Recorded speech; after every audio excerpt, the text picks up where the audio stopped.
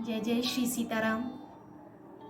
सीताराम चरण रति मोरे, अनुदिन बढ़हु अनुग्रह तोरे। गुरु गृह गए पढ़न रघुराई, अल्पकाल विद्या सब आई। जय समस्त देवी देवताओं की, जय श्री रामचरितमानस की, जय गोस्वामी तुलसीदास की, जय श्री राम दरबार की, जय सीता मैया की, जय जय श्री सीताराम। श्री रामचरितमानस की सुंदर चौपाइयों की श्रृंखला के क्रम को और अधिक आगे बढ़ाने का प्रयास करेंगे, श्रवण लाभ लेने का प्रयास करेंगे हम सभी। मन जाहि राज हो मिले सोवर, सहज सुंदर सावरो। करुणा निधान सुजानशील, स्नेहु जानत रावरो। एहि भांति गौरी असीस सुन सिय, सहित हिय हर्षियली। तुलसी भवानी पूजि पुनि पुनि, मुदित मन मंदिर चली। जिसमें तुम्हारा मन अनुरक्त हो गया है, वही स्वभाव से ही सुंदर सांवला वर श्री रामचंद्र जी तुमको मिलेगा। वह दया का खजाना और सुजान सर्वज्ञ है, तुम्हारे शील और स्नेह को जानता है। इस प्रकार श्री गौरी का आशीर्वाद सुनकर जानकी समेत सब सखियां हृदय में हर्षित हो गईं। प्रसन्नता का वातावरण बन गया, सभी सखियां प्रसन्न हो गईं। ऐसा आशीर्वाद माता गौरी से प्राप्त करके तुलसीदास जी कहते हैं, भवानी जी को बार बार पूछकर सीता जी प्रसन्न मन से राजमहल को लौट चली। जान गौरी अनुकूल सिय, हिय हर्षो न जाय कही। मंजुल मंगल मूल बाम, अंग फरकन लगे। गौरी जी को अनुकूल जानकर सीता जी के हृदय को जो हर्ष हुआ वह कहा नहीं जा सकता था। सुंदर मंगलों के मूल उनके बाएं अंग फड़कने लगे। जब भी कोई प्रसन्नता की बात होती है तो अंगों के माध्यम से, अंगों के फड़कने के माध्यम से भी हमें सूचनाएं प्राप्त होती हैं। ऐसी परिपाटी बहुत पुराने वर्षों से चली आ रही है, जिस पे हम सभी आज भी भरोसा करते हैं, विश्वास करते हैं। तो बाम अंग फरकन लगे।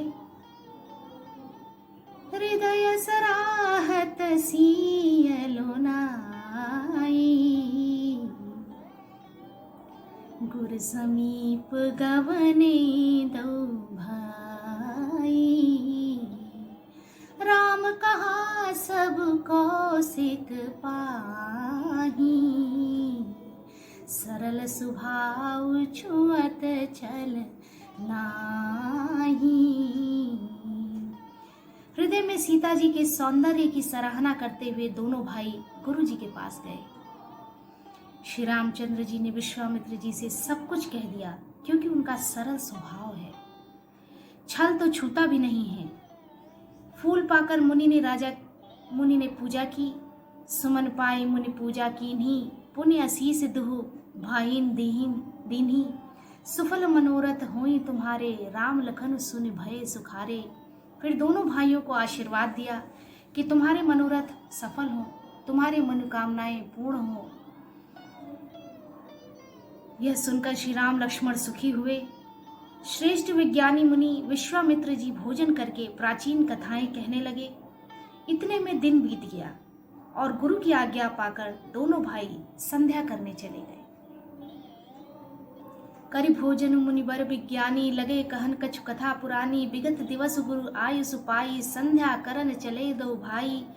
प्राची दीस शशि उयउ सुहावा, सियस मुख सरिस देख सुख पावा। बहुर विचार कीन मन माही, सिय बदन सम हिमकर नाही। उधर पूर्व दिशा में सुंदर चंद्रमा उदय हुआ। अलौकिक श्री रामचंद्र जी ने उसे सीता के मुख के समान देखकर सुख पाया। माता का, भगवती माता का मुख चंद्रमा के समान सुंदर था और भगवान ने चंद्रमा के रूप में माता का दर्शन किया। फिर मन में विचार किया कि यह चंद्रमा सीता जी के मुख के समान नहीं है। खारे समुद्र में तो इसका जन्म, फिर उसी समुद्र से उत्पन्न होने के कारण विष इसका भाई। दिन में यह मलिन, शोभाहीन, निस्तेज रहता है और कलंकी काले दाग से युक्त है। बेचारा गरीब चंद्रमा सीता जी के मुख की बराबरी कैसे पा सकता है। भगवान के मन में विचारों की झड़ी लगी हुई थी। बार बार मन में विचार आते थे। घटई बढ़ई बिरहीन दुखदाई,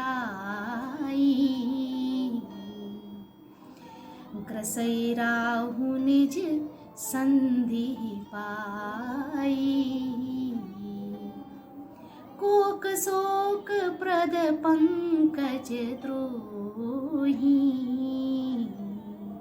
अवगुण बहुत चंद्रमा तोही। बहुत सारे अवगुण हैं चंद्रमा तुम्हारे में। चकवे को चकवी के वियोग का शोक देने वाला और कमल का वैरी उसे मुरझा देने वाला है। हे चंद्रमा, तुझमें बहुत से अवगुण हैं जो सीता जी में नहीं है। बदेही मुख पट तर दीन है, होहि दोष बड़ अनुचित कीन है। अतः जानकी जी के मुख की तुझे उपमा देने में बड़ा अनुचित कर्म करने का दोष लगेगा। इस प्रकार चंद्रमा के बहाने सीता जी के मुख की छवि का वर्णन करके बड़ी रात हो गई। जान वे गुरु जी के पास चले गए। सिय मुख छवि बिदु ब्याज बखानी, गुरु पही चले निशा बड़ी जानी। करि मुनि चरण सरोज प्रणामा, आयुष पाई कीन्ह विश्रामा। मुनि के चरण कमलों में प्रणाम करके आज्ञा पाकर उन्होंने विश्राम किया। रात बीतने पर श्री रघुनाथ जी जागे और भाई को देखकर ऐसा कहने लगे। विगत निसार रघुनायक जागे, बंधु बिलोक कहन अस लागे। ओयो ओरनु अरुण अवलोकहु ताता, पंकज कोक लोक सुखदाता। बोले लखन जोर जुग पानी, प्रभु प्रभाव सूचक मृदुबानी। हे तात, देखो कमल चक्रवाक और समस्त संसार को सुख देने वाले अरुणोदय हुआ है। लक्ष्मण जी दोनों हाथ जोड़कर प्रभु के प्रभाव को सूचित करने वाली कोमल वाणी बोले। अरुणोदय सकुचे कुमुद उड़गन ज्योति मलिन, जिम तुम्हारे आगमन सुनी भये नृपति बलहीन। अरुणोदय होने से कुमुदिनी सकुचा गई और तारागणों का प्रकाश फीका पड़ गया। जिस प्रकार आपका आना सुनकर सब राजा बलहीन हो गए हैं। लक्ष्मण जी ने वर्णन किया। नृप सब नखत करही उजियारी, तारि न सकही चाप तम भारी। कमल कोक मधुकर खगनाना, हर्ष सकल निसावसाना।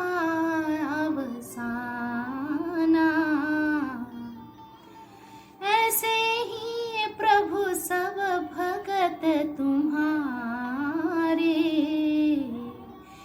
हुई हहीं टूटे धनुष सुखारे। उदौ भानु बिनु श्रम तम नासा, दूरे नखत जग तेजु प्रकाशा। सब राजा रूपी तारे उजाला मंद प्रकाश करते हैं, पर वे धनुष रूपी महान अंधकार को हटा नहीं सकते। रात्रि का अंत होने से कमल, चकवे, भौरे और नाना प्रकार के पक्षी हर्षित हो रहे हैं। वैसे ही हे प्रभु, आपके सब भक्त धनुष टूटने पर सुखी होंगे। सूर्य उदय हुआ, बिना ही परिश्रम अंधकार नष्ट हो गया। तारे छिप गए, संसार में प्रकाश हो गया। हे रघुनाथ जी, सूर्य ने अपने हृदय उदय के बहाने सब राजाओं के प्रभु आपका प्रताप दिखलाया है। आपकी भुजाओं के बल की महिमा को उद्घाटित करने, खोल कर दिखाने के लिए ही धनुष तोड़ने की यह पद्धति प्रकट हुई है। बंधु बचन सुनि प्रभु मुस्काने, हुई सूची सहज पुनीत नहाने। नित्य क्रिया करे गुरु पहियाए, चरण सरोज सुभग सिर नाए। सतानंदो तब जनक बोलाए, कौशिक मुनि पहि तुरत पठाए। जनक विनय तिन आई सुनाई, हर्ष बोले लिए दो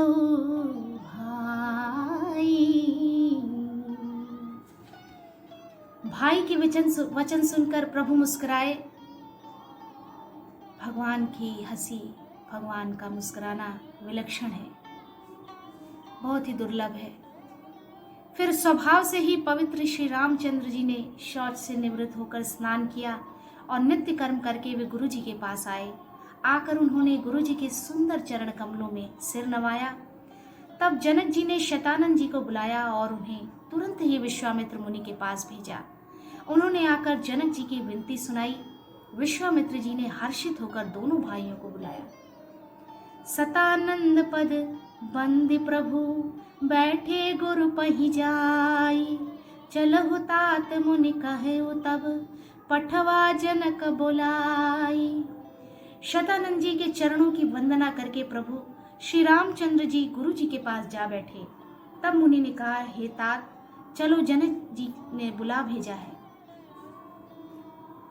यहाँ से दूसरा विश्राम, मास पारायण 8वां विश्राम, 9वां पारायण आरंभ होता है। इस वीडियो में इतना ही। आगे की वीडियो में भी श्री रामचरितमानस की पावन चौपाइयों की श्रृंखला धीरे धीरे अपनी गति से आगे बढ़ती रहेगी। हम सभी इसका श्रवण लाभ लेंगे। भगवान की कृपा, सीता मैया की कृपा, श्री राम जी की कृपा हम सभी पर बनी रहे। जय जय श्री सीताराम, जय जय श्री सीताराम।